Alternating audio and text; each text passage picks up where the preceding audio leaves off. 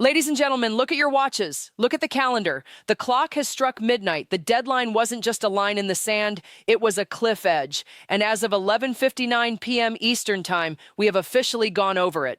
The deadline for the WNBA and the NBA owners to find common ground with the WNBA Players Association has come and gone. It is in the wind. It is history. And what we are left with in the aftermath is not clarity. It is not a path forward, and it certainly isn't a handshake deal. What we are left with is the deafening sound of a collision between economic reality and absolute delusion. We need to have a very serious, very uncomfortable conversation about what just happened, because the propaganda machine is spinning so fast it is about to come off its axis. ESPN dropped a lengthy, meticulously curated interview with Nneka Ogwumike and Napheesa Collier, the leadership of the Players Association. And if you actually sit down and listen to the words coming out of their mouths, if you strip away the production value and the sympathetic nodding of the interviewers, you will find a level of economic illiteracy that is frankly terrifying for the future of this league. I cannot believe what I am hearing. I watched it, I read the transcripts, and I found myself shaking my head in disbelief because it confirms everything we have suspected for months. The players do not understand the business they are in. We have to start with the comment that is going to define this entire negotiation failure. It is a quote that should be studied in business schools as an example of how to misunderstand leverage. Nneka Ogwumike, the president of the WNBA, looked into the camera and said, with a straight face, "The league and teams saying that they're losing money is like saying their pockets are empty while you're also holding the keys to a brand new Ferrari." Let that sink in. Let it marinate. Holding the keys to a brand new Ferrari. On the surface, it sounds like a clever soundbite. It sounds like a gotcha moment. But when you peel back the layers, it exposes a fundamental disconnect that threatens to burn this league to the ground.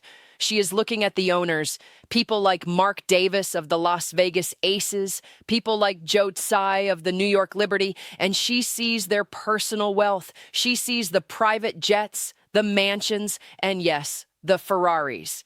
And she is drawing a straight line from their personal bank accounts to the WNBA's payroll. She is saying essentially, you are rich, therefore I should be paid more, regardless of whether the business we are operating is actually making money. This is the Ferrari fallacy. It is the belief that because an investor has money, the investment itself is successful. Let's be crystal clear about something right now. Mark Davis did not buy his Ferrari with profits from the Las Vegas Aces. He bought his Ferrari and his haircut and everything else he owns with the proceeds from the NFL. He bought it because the Las Vegas Raiders print money. Joe Tsai did not buy his assets with revenue from the New York Liberty. He bought them because he founded Alibaba, one of the biggest tech companies on the planet. The owners of these teams are wealthy not because of the WNBA, but in spite of it. For nearly 3 decades, these owners have been subsidizing a product that loses money. That is not an opinion, that is a matter of public record. We saw the reports last year, a $40 million loss. When an owner pulls up in a Ferrari to a business meeting for a company that is hemorrhaging cash, that doesn't mean the company is hiding money. It means the owner is keeping the lights on out of their own pocket. To equate the owner's personal net worth with the financial health of the WNBA is not just disingenuous, it is dangerous. It tells the fans and it tells the rank-and-file players that there is a secret vault of gold Scrooge McDuck style somewhere in the league office that they are just refusing to open. That vault does not exist. The pockets of the WNBA entity are empty. The fact that the person holding the pockets also owns a separate, successful business is irrelevant to the economics of the labor negotiation. You simply cannot demand a share of the owner's outside success. That is like working at a McDonald's that is operating at a loss, seeing the franchise owner drive up in a Mercedes that he bought because he also owns a successful real estate firm, and demanding a raise at the burger joint because he can afford it. It defies the laws of economics. They want something for nothing. They have moved past the point of asking for a fair share of revenue and have moved into the territory of asking for an allowance from a wealthy benefactor. That is not a business partnership, that is charity. And the moment you treat your league like a charity case, you lose the leverage to demand to be treated like professional athletes. This mindset is getting worse by the day. And the irony is, while the union leadership is making these Ferrari comparisons, they are simultaneously trying to co-opt the voice of the one person who actually understands the stakes. They are trying to draft Caitlin Clark into their war, and it isn't working. Let's talk about Caitlin Clark, because she is the sun around which this entire solar system revolves, whether the veterans want to admit it or not. When the strike vote happened, when they decided to opt out of the CBA, we heard reports that there were dissenting voices. We speculated, based on the timeline and the comments, that Caitlin Clark was one of the few who looked at the situation and said, "Hold on a minute." And then we got her comments from the Team USA training camp. Listen to what Caitlin Clark said. Contrast her tone with the tone of the union leadership. Clark said, "This is the biggest moment the WNBA has ever seen, and it's not something that can be messed up. We're going to fight for everything we deserve. At the same time, we need to play basketball, and that's what our fans crave, and that's what all of you crave as well, but it's important that we find a way to play next season." That is the voice of a pragmatist. That is the voice of someone who understands that the only reason there is any leverage at all is because the fans have finally shown up. She understands that you cannot strike your way to popularity. You cannot lock out your way to relevance. If the WNBA goes dark next season because of a labor dispute, the momentum that Clark built, the sold-out arenas, the TV ratings, the merchandise sales, it all evaporates. The casual fan, the person who tuned in just to see number 22, is not going to wait around while lawyers argue about revenue sharing percentages. They will move on. They will watch college basketball. They will watch the NBA. They will forget. Caitlin Clark knows this. She is smart. She realizes that without the product on the floor, the Ferrari doesn't matter because there is no gas in the tank. She is prioritizing the game because the game is the engine of the commerce. But now, look at what the union is doing. In this ESPN interview, Ogwumike and Collier are trying to claim that they agree with Clark. They are doing this rhetorical dance where they say, "Oh yes, we are totally aligned with Caitlin. We agree compromise is needed. But," and there is always a but. Nneka Ogwumike said, "I think we've been very compromising. We're not asking for anything crazy. We've been very respectful, very realistic. We've been a little more flexible, more reasonable. And that's really sad and disappointing to see the league doesn't see players' wins and the league wins." Do you hear the disconnect? They claim they agree with Clark that the season needs to happen, but then they immediately pivot to blaming the league for not accepting their demands. They are trying to use Clark's popularity as a shield while pursuing a strategy that directly contradicts Clark's desire to ensure the season happens.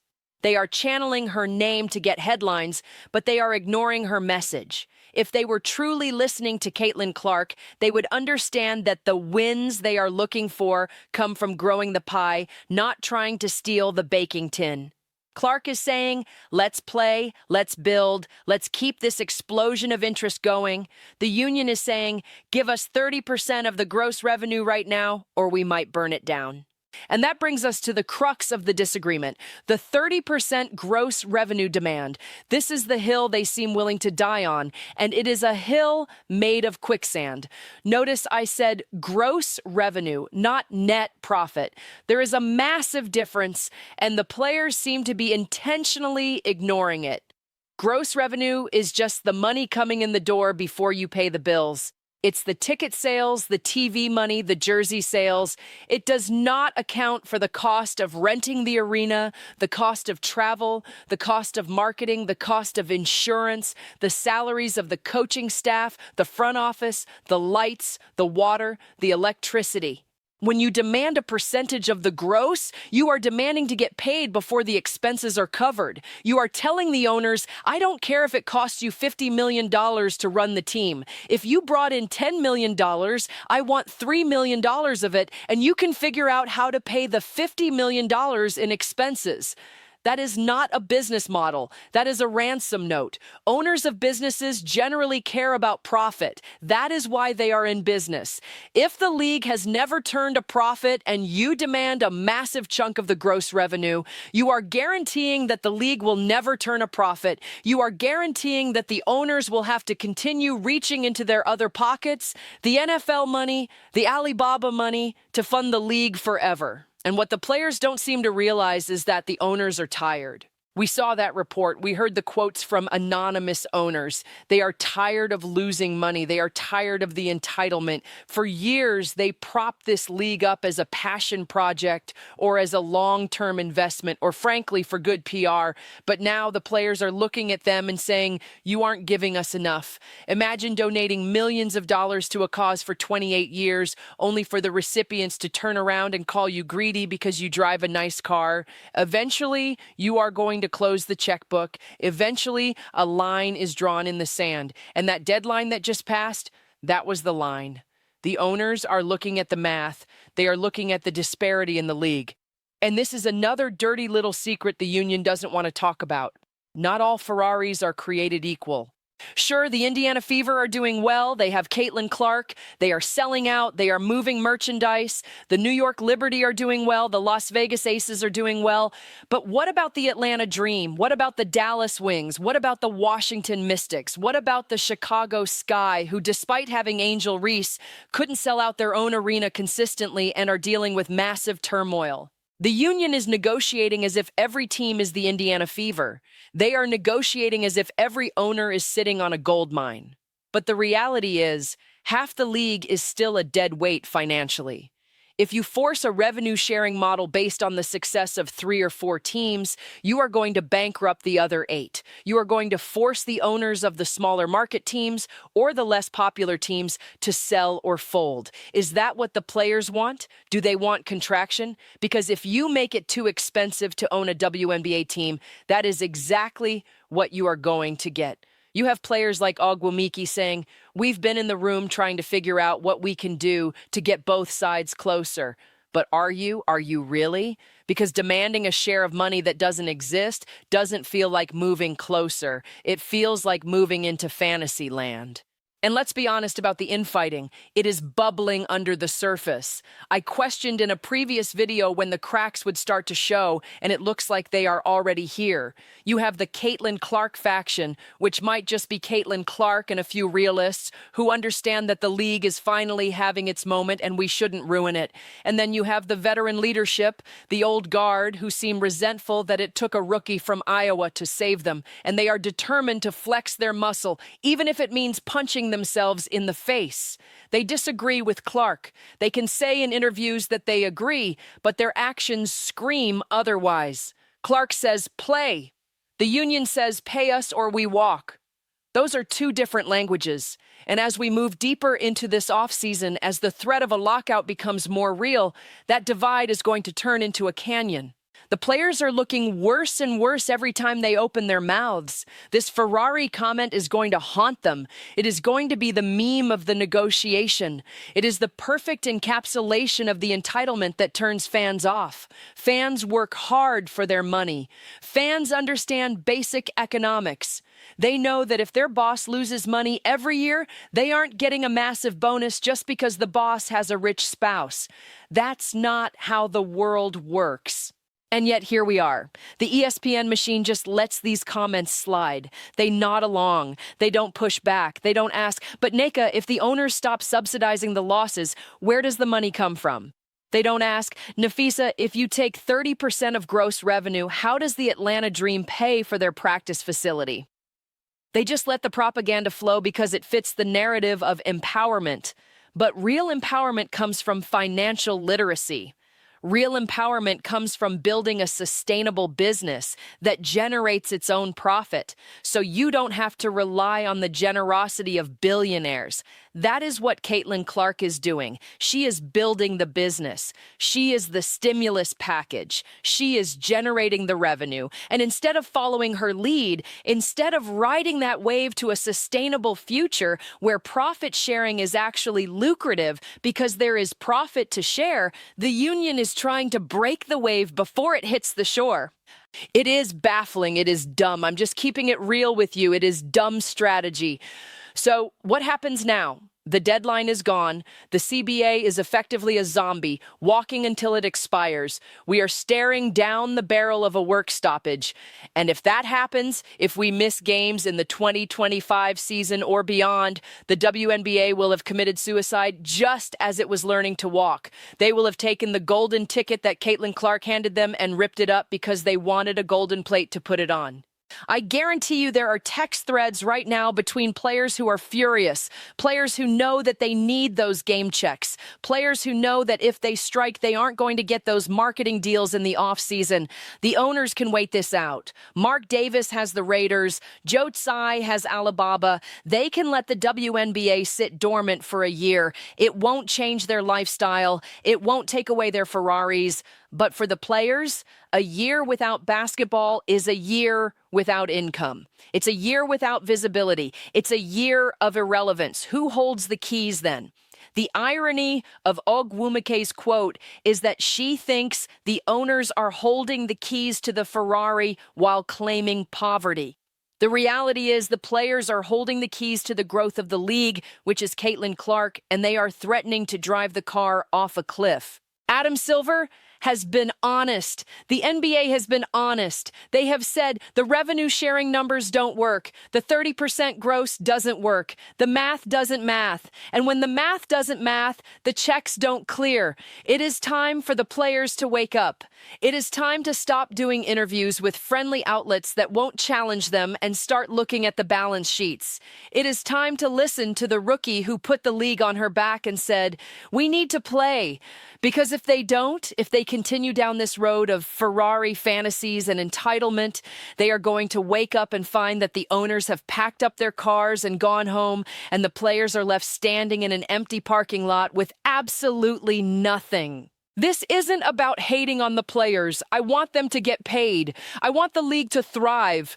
But you cannot get paid from a bucket that has a hole in the bottom. You have to fix the bucket first. Caitlin Clark is the patch for the bucket. Let her work. Let the media rights deal kick in. Let the profits actually materialize. And then come back and ask for your share. That is how business works. That is how partnerships work. But telling the person paying your bills that they are lying about their pockets being empty while you stand there with your hand out, that's not negotiation. That's an insult. And right now, the WNBA players are insulting the only people keeping their league alive. I'm out. I'm telling you, stop it. Get real. Look at the numbers. And for the love of the game, listen to the girl from Iowa. She seems to be the only one who knows what time it is. Tell me what you think in the comments. Do the players have a point, or are they driving this thing into a ditch? Make sure you like, make sure you subscribe, because this story isn't over. It's just getting started, and it's going to get ugly. Peace.